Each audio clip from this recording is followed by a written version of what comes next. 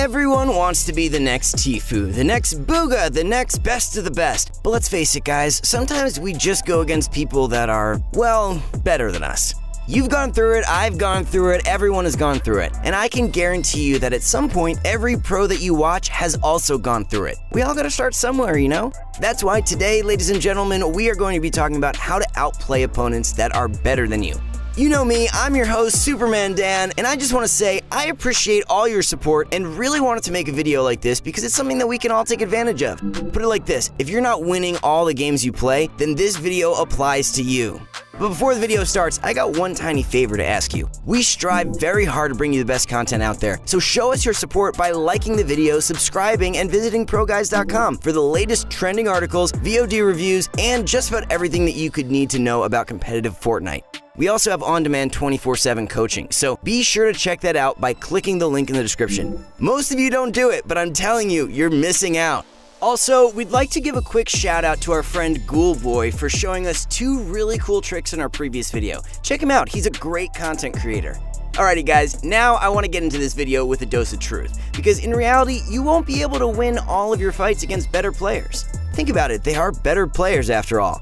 The goal of this video is supposed to be a tool that points out some weak points from really good players and swings the pendulum in your advantage. If a really good player perceives you to not be good, or at least not as good as they are, well, the fact is they're going to let their guard down in many reckless ways. My objective is to help you exploit your opponent's recklessness, and eventually you'll become that good player that you currently fear. With that said, let's just get right into my first point, and that is fighting aggression with even more aggression of your own. Yes, guys, the idea of fighting fire with fire might not work in real life, but in Fortnite, works like a charm. Now, what I mean by this is not that you should jump out in the open and run around W-keying every living thing you see. Not at all. When you should be using this technique is when you've got someone that you know is better than you trying to W-key you. Yeah, really annoying when that happens. But now you're going to have a counter, so yay!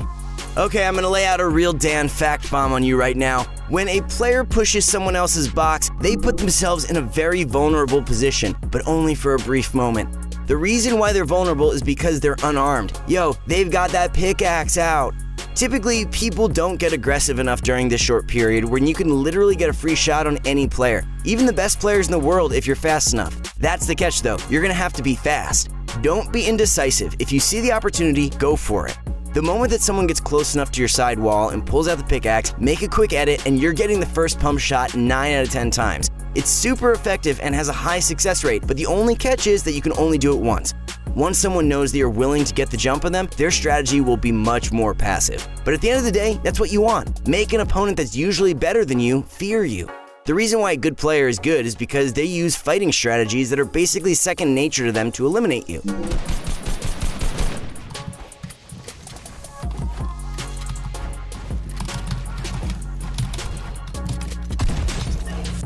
I never on anyone that hard in my whole entire life. My whole life of being alive. You making a play like that is going to take your opponent out of his element. What is a distinguished warrior without his sword and shield? Spoiler alert, nothing.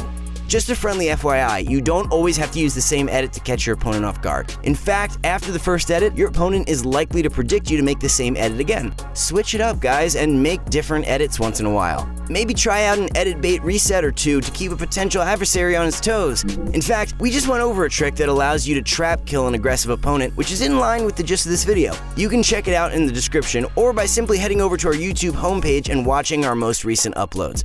Now, although counter-aggressive plays work in close quarters combat, we need to stay disciplined when going up against good opponents. This is why we need to talk about not leaving your turtle. This point mainly applies to when you don't have high ground, for obvious reasons. When a good player takes height in a fight, they will typically bank on the fact that you will try and reclaim height. If you end up going for a high ground retake, a good player will typically land some decent damage on you in the process. You want to avoid these scenarios and outweight your opponent. Yeah, I get it, sitting in a box is boring, but you want to beat someone better than you, right? Well, you're gonna have to trust me on this one because the alternative isn't going to net you any better results. Anyways, back to the point, keep your composure, hold your walls in your box, and wait until he starts chopping your build. Once he's in range to start pushing your box, meaning he's dropped considerably from height, you now have a perfect opportunity to employ strategy number 1 from this video. You guys remember that tip we just talked about 30 seconds ago? You see, this trick really focuses on the choices you make in Fortnite and how you never really need to push into an unfavorable situation, even if your mind is unconsciously telling you to do so. Breaking those habits and staying patient will allow you to manipulate where your opponent is in a fight and use some solid tactics to give yourself a fighting chance.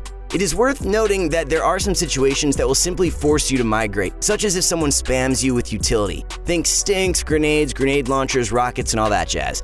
If you find yourself in that situation, just tunnel your way to safety and reassess the situation.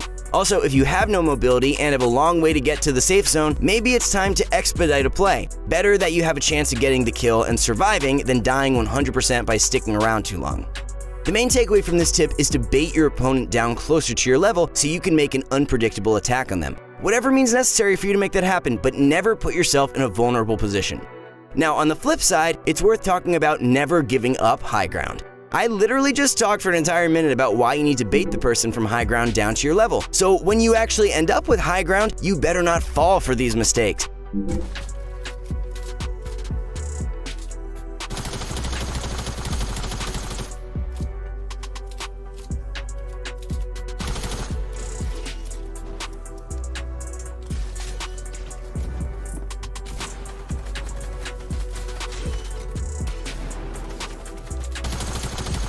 No. Now, we already talked about why falling from height puts you in a vulnerable spot, giving your opponent an opportunity to get a nearly uncontested shot on you a lot of the times, yada yada. We already covered that. Let's discuss some other options about when you are on height to safely whittle down a good player. First, you're going to want to exhaust all of your utility items. If the player you're fighting is truly better than you, then now is a better time than ever to lay out all the wild cards in your inventory. Give them everything you got. If that doesn't work, you're going to want to try baiting out an edit. Try pickaxing their turtles from the top, meaning you're going to be standing a layer above them and smacking their roof piece. Hit their roof with your pickaxe, switch back to your shotgun. Hit with your pickaxe, switch back to your shotgun. Repeat this as needed and see if he falls for the bait. If he opens up his roof, then congratulations, because you have a free shot right at his head.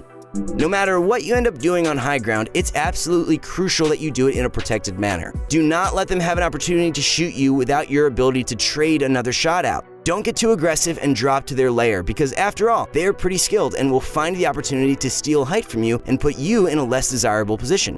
While we're on the topic of less desirable positions, let's take a look at how we can actually dodge a fight against a really good player using positioning. If you are in a scrim type scenario and there are people all around you, why not employ a good old-fashioned rotate? This one might seem a little more obvious. If the player is good, try not to fight him to begin with. Well, that's half the equation, but for the scenario where we're playing a somewhat stacked scrim lobby, which I know you guys are always playing, you actually want to use the fact that there are loads of watchful eyes in your game to your advantage. You see, a really good player loves to single people out in the mid to late game to secure additional elimination points. Typically, they will hunt their prey based on who's the easiest to kill. Think about someone who's in a really safe position on the map and there's low opportunity for third partying. This is the equivalent of a mid-afternoon snack for a good player.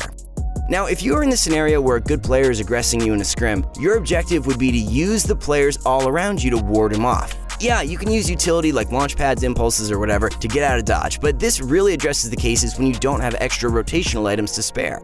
The best way to sneak away without burning utility is by tunneling all around opponent builds to provide additional cover and separation between you and whoever the heck is chasing you down. And guys, it kind of makes sense when you think about it. Who in their right mind will hunt you down across multiple opponents and put themselves in very vulnerable position in the process? Well, if they did that, then they must not be that good, or at the very minimum, smart to begin with. Alright, to brush over everything that we covered in this video one more time, first, you're going to fight aggression with aggression. Someone pushes your box, fight him back when he is most vulnerable, when he has his pickaxe out. That'll surely turn the tides of the fight in your favor. Second, if your opponent is holding height, use patience and alternative techniques to bait your opponent down to your level so you can employ the first strategy.